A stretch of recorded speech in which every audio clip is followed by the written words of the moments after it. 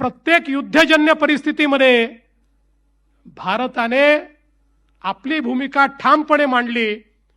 कोणाचीही बाजू न घेता भारताने त्या ठिकाणी आपली कणखर भूमिका मांडत असताना जगात आता अशी पोझिशन करून ठेवली आहे की जगातले सगळे जे लीडर्स आहेत हे असं म्हणतात की आम्हाला भारतासोबत मैत्री ठेवायची आहे.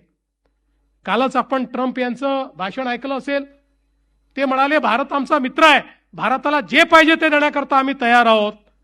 जगामध्ये अमेरिका असो, रशिया असो, युरोप असो, अगदी ज्यांचे युद्ध चालले आहेत ते रशिया आणि युक्रेन असो किंवा अमेरिका, इस्रायल आणि इराण असो, हा प्रत्येक देश म्हणतो आमचा विश्वास भारतावर आहे, आमची मैत्री भारताशी आहे. आणि आजच मी एका फोरमच्या काही लोकांशी बोलत होतो. त्या फोरममध्ये देशातले काही उद्योगपती होते.